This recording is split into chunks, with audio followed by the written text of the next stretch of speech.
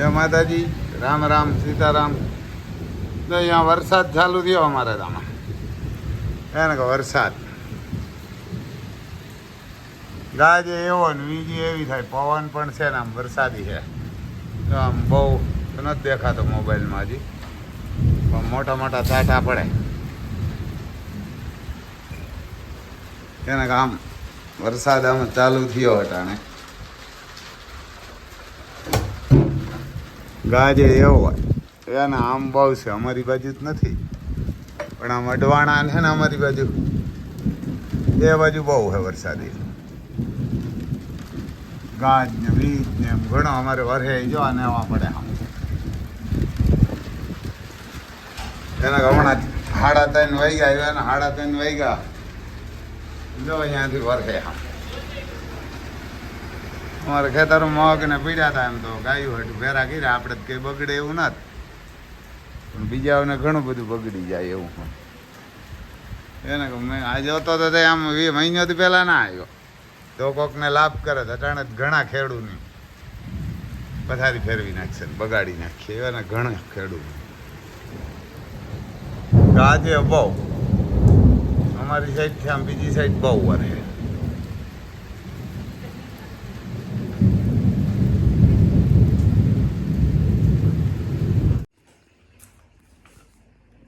ને પછી ખરેખર આમાં હજી આપણે ઓલું પણ એક જર્મની છે ને, એમાં કોઈ ભણેલા હોય ને તો ગાજ એવું હોય.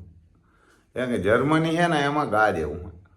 કારણ કે જો આર્ટ ભણેલા હોય ને, આર્ટ હોય, કોમર્સી હાલે અને સાયન્સ પણ હાલે,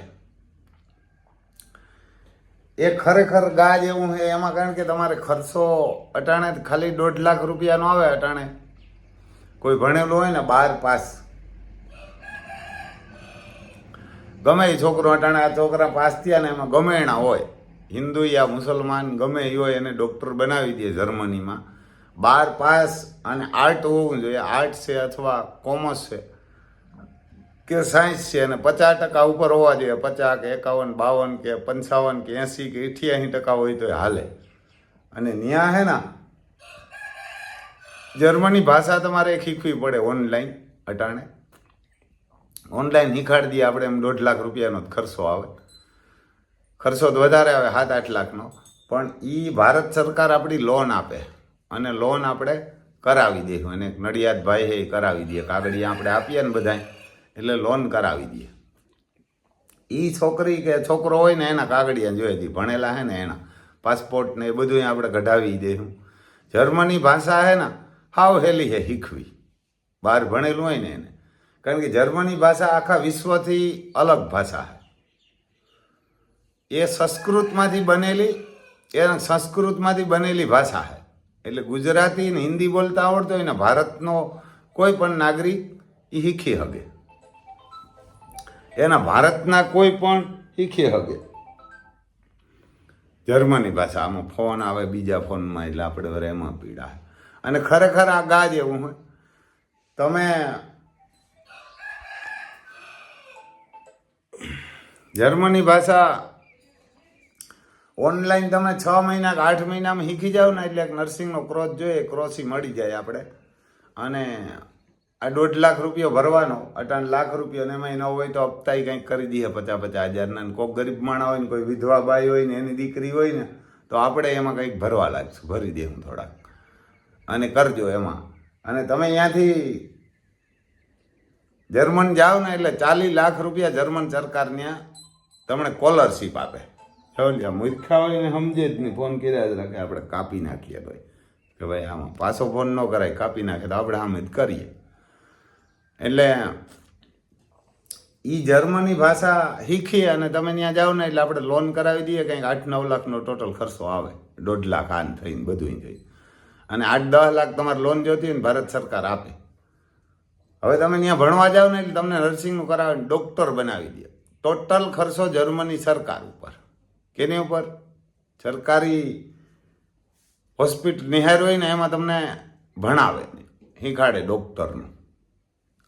બધોય રહેવાનું, ખાવા પીવાનું, કપડાનું, તમામ જવાબદારી એની, જર્મની સરકારની. તમને ત્યાં જ સીધા ઓલામાં મૂકી દે, હોસ્ટેલમાં, અને હોસ્ટેલમાં મૂકી દે એ તમારે ભણવાનું. ભણતા ભણતા તમને ત્યાં 1200 રૂપિયા આપે જમવાના. કેટલા? જર્મની રૂપિયા, $, હે 90%, અથવા ઈરો હે, એ આપણે મગજમાં નથી. પછી 1200 રૂપિયા ત્યાંના તમને જમવાના આપે ને, એમાંથી તમારે 800 રૂપિયા હોટલમાં ખાવા જાવ ને, જમવા જાઓ હોટલમાં, તો 800 રૂપિયા વધે. અને 800 રૂપિયા જો અહીંયા મોકલો ને તમે ઘરે, તો 72,000 રૂપિયા થાય. 70 થી 72,000. હોટલમાં જમવા જાવ તો 400 રૂપિયા વધે, ચોરી. એને હોટલમાં તમે જમવા જાવ ને 400 રૂપિયા વધે. અને જો હાથે બનાવીને છોકરો કે છોકરી હાથે બનાવીને જમે ને, તો એના 800 રૂપિયા વધે, એટલે 72,000 વધે.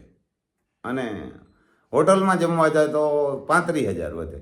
તમે ભણતા 70,000 કે 35,000 રૂપિયા આપણા દેહને અંદર ક્યાંય પણ તમને કોલેજ કરવા નહીં આપે. અને કોલેજ કરતાં પણ તમે 4 વર્ષ કોલેજ કરી, હોસ્ટેલમાં જાઓ, ગમે ત્યાં ઘરના ખર્ચા કરીએ ને, તમને નોકરી તો અહીં આપીએ જ નહીં, નોકરી છે જ નહીં. કારણ કે અટાણે અહીં ગાયોનો ગોવાર કે ઘોડાનો કે ખેતીવાળો જોતો હોય ને તો 10,000 રૂપિયા દિયત નથી જડતા. પણ તમારો સિટીમાં ઓફિસમાં ક્યાંય દુકાનમાં કે ગમે ત્યાં ઓફિસમાં કે ગમે ત્યાં છોકરીઓ જોતી હોય, છોકરા 5,000 ને 3,000 ને 4,000માં ભણેલા મળે, પણ અભણ નથી મળતા. નથી મળતો ટ્રકના ડ્રાઈવર, જેસીબી હિટાસીના ડ્રાઈવર, કે નથી ગાયોના ગોવાર જડતા, કે નથી ઘોડાઓના જડતા, કે નથી ખેડૂને જડતા. એટલે આ ભણેલા છે ને એની કાંઈ કિંમત નથી. એટલે તમે ભણ્યા હોય ને એની કિંમત નથી. એટલે ખરેખર આ જર્મની ગા જેવું. એટલે પહેલે વર્ષ તમને 70,000 રૂપિયા મહિને તમે અહીં મા બાપને મોકલી શકે. અને બીજે વર્ષ પછી તમને 1,600 રૂપિયા આપે જમવાના. આ 1200 આપતા હતા એની જગ્યાએ 13 ને 14 1,600 રૂપિયા. 1,600 રૂપિયા આપે એટલે સમજી લીજો 1,600 રૂપિયા ને એના થાય ને, એટલે તમારે લાખને આજુબાજુ થાય. જે આ ફોનવાળા નાખ નથી દેતા, 1,600 રૂપિયા થાય. અને 1,600 રૂપિયાના તમને લાખને આજુબાજુ અહીં ઘરે મોકલી શકો. પછી લાખ મોકલી શકો, પછી ત્રીજે વર્ષે તમને 1,800 રૂપિયા આપે. 1,800 રૂપિયા આપે ને તો લાખમાંથી અહીં મોકલી શકો. કારણ કે તમે 600 રૂપિયા મોકલો ને, એટલે ના 600 નહીં, તાર વધારે આપે. 1.25 લાખ જેવું તમને 1,800 રૂપિયા થાય ને, 400 જ ખાવાના જાય અને બાકીના વધે એમાંથી. એટલે તમે 1,50,000 લાખ મોકલી શકો. હવે તમે 3 વર્ષ ભણતા 50-60 લાખ રૂપિયા કમાઈ શકો ત્યાં જઈ. બીજું કંઈ નહીં તો 50 લાખ રૂપિયા કમાઈ શકો. અને તમે 3 વર્ષ ભણી લ્યો ને, એટલે 3 વર્ષ તમારે ત્યાં ફરજિયાત નોકરી કરવી પડે. પણ સીધા 5 લાખ રૂપિયા પગાર આપે. ક્યાં તો 4.5 લાખ આપે, ક્યાં તો 5 લાખ ને ક્યાં તો 5.5. 5 લાખ તમારે 5 જ ગણવાના આપે. 5 લાખ રૂપિયા તમને પગાર આપે ને 3 વર્ષ નોકરી કરવાની. પછી તમે ત્યાં છોકરી ગયો હોય કે છોકરો ગયો હોય, એના મા બાપને તેડાવી શકે, ભાઈ હોય, બેન હોય, એને પણ તેડાવી શકે. અને લગ્ન કરી લે છોકરી કે છોકરો, તો એની ઘરવાળી નહીં તેડાવી શકે. અને એ 3 વર્ષ તમે નોકરી કરી લ્યો ને 5 લાખ પગારવાળી, એટલે સીધા તમે પાછા નોકરી કરવા હોય ને તો 10 લાખ રૂપિયા સરકાર આપે. અને ઘણા અહીં તો વિશ્વાસ વિનાના છે કે ના એ ન આપે સ્કોલરશીપ ના અંતે. અમારે કંઈ એમાં ખોટું બોલીને કંઈ મારે કંઈ પૈસા નથી કમાવા એમાંથી. આપણે હાંભા કોઈ વિધવા બાઈ હોય ને એનો દીકરી હોય ને, તો હામાં રૂપિયા આપણે આપશું 25-50 હજાર લાખ. બીજા 2-3 ભાઈબંધુ એને કહે. એટલે એ હોય ને તો કોક કરો ને. આપણે તો એવા હતું કે ભાઈ આવા કદાચ 5 છોકરા આપણે મોકલી દઈએ ને જર્મની, અને એ ડૉક્ટર બને ને તો 50,000 માણાને તો હાજા કરીએ ને એની જિંદગીમાં. 30-40 વર્ષ ડૉક્ટર બને તો સમજી લીજો એટલાને તો એ હાજા કરશે. તો એમાંથી આપણે પોઈન્ટ મળે એટલે આપણે તુફાન 1.5 કરોડનો માગે, કોઈક 15 કરોડનો માગે. આ તમને બધાને મોકલીએ એવા હતું તમે બધા લાખોપતિ થવા, આપણે ત્યાં તમને મોકલી ત્યાં બેસીને કરોડપતિ થવું. ધીરુભાઈ અંબાણી કેમ કહેતો હતો ભાઈ ગરીબને લાભ થાય ને એવો ધંધો કરો, એટલે તમે ધર્મ ને ધંધો બે ભેરા રાખો ને એટલે રૂપિયાવાળા થઈ જાવ. કે કમાવો જ તમે, ગરીબને લાભ થવો જોઈએ. એટલે એવું કોક હોય ને કહેજો ને, ખરેખર ખાસ ગયા જેવું હોય. એમાં કંઈ મને પૈસા મળતાય નથી ને જોતાય નથી. પણ આ 50,000 માણસને હાજાત કરે. આપણે 5 ડૉક્ટર જો આપણા થકું બને તો જો કે અમારી કોરની અમારી કોમ છે એ તો બુદ્ધિ વિનાની જ છે, છોકરીઓ ને છોકરા બધા જ. કારણ કે બુદ્ધિ વિનાના હોય ક્યાંય ન હાલે. દુર્યોધને ન આખું ખપાડી દીધું, કારણ કે દુર્યોધને બુદ્ધિ વિના નતા, એટલે ન એના મામાને કે હું કરી શકું નહીં, નાખી પથારી ફેરવી નાખી.